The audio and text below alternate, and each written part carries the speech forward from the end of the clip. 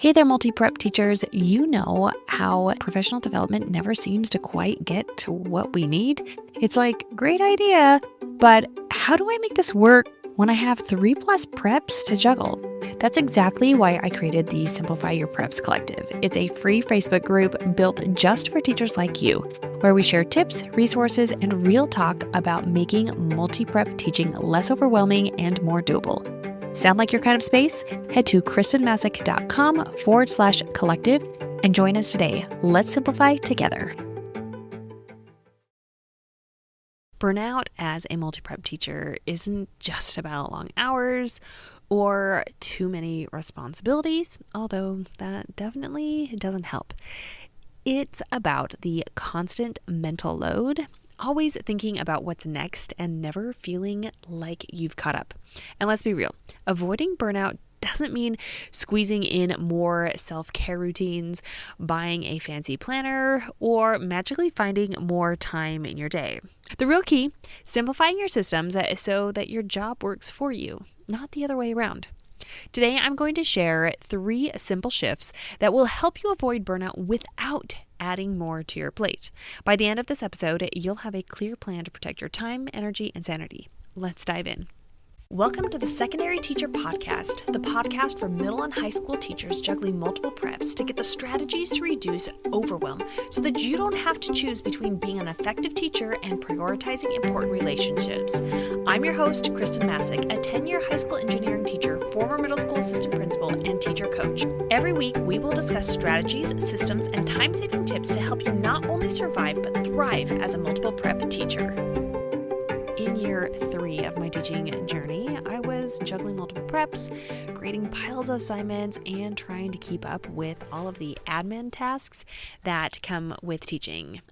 At the same time, we were trying to start our family. I was exhausted and constantly felt behind. No matter how much I worked, the to-do list never seemed to shrink. It only grew. I felt like I was making decisions all day, every day. What should I plan? When should I grade? How should I structure my lessons? Were my students engaged? I was also teaching a couple of new preps to me and content areas that I felt extremely underqualified for and really relied on me doing a lot of Googling and hoping to find lessons that would not only be engaging, but that would somehow teach to my standards. And by the time I got home, I had nothing left to give to my family. Sound familiar? The problem wasn't that I needed to work harder. It was that I needed a better way to make decisions about my time before I got overwhelmed. That's when I realized something critical. Burnout doesn't come from the amount of work you do. It comes from the constant mental weight of deciding what to do next. Once I understood that decision fatigue was a real issue and the real issue, I started making default decisions about my recurring tasks. So I didn't have to constantly think about them. Here's how I did it. Number 1, set default decisions for recurring tasks. Instead of debating when I'd plan lessons each week, I set a non-negotiable schedule. For example, Thursdays were always my lesson planning day so that I had the week planned out and I was hopefully avoiding the Sunday scaries. You can also decide to do other days of the week where you're doing specifically grading. Perhaps that's a Monday or a Tuesday. Maybe it's the days that you have less to do, so that you don't have that decision fatigue. Number 2, reduce the number of choices you have to make. If you're reinventing warm-ups, bell ringers, whatever you would like to call them, or exit tickets every single day, you're wasting mental energy. Pick 3 to 5 go-to structures and rotate them across all of your preps. You can also just have one structure that you even adopt for all of your preps to even simplify it further. The other thing that can work with that as well is there could be other routines or strategies that you just reuse over and over and over again. Anytime your students are taking notes, they are doing this particular note taking guide. They're using Cornell notes or whatever you would like to have them do. Whenever we're having discussions, we're going to be doing this. Whenever we're introducing something new, we're going to be doing this.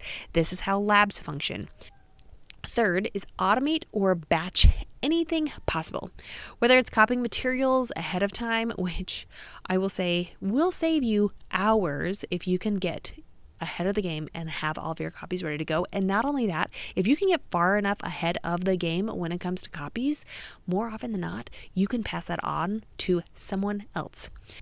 With automation, you can look at the basic structure of your lessons, or you can even just get your strands and standards or your objectives, things that you have already put together or already have gathered, and allow AI to be your teaching assistant and make those things for you. For example, like we were talking about with a warm-up or exit ticket questions, you can already have those pre-populated. You can have your pre and post assessments pre-populated by entering that into AI and getting information back from AI so that AI is your teaching assistant.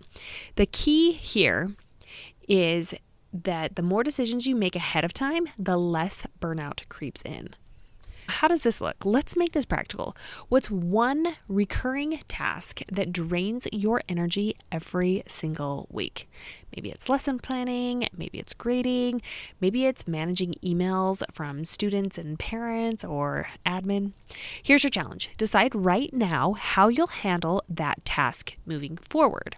Set a default day and time for it. Choose a simplified process. Automate or delegate part of it if possible. No more overthinking. Just decide and stick to it. Remember, you are an expert. Your first idea is a great one. Avoiding burnout isn't about doing more. It's about making fewer, smarter decisions ahead of time. Here's your next step. Pick one recurring task and make a decision about it today. Then come and share it inside the Simplify Your Preps Collective, our free Facebook group where multi-prep teachers get real practical solutions to make teaching sustainable. The link is in the show notes. Until next time.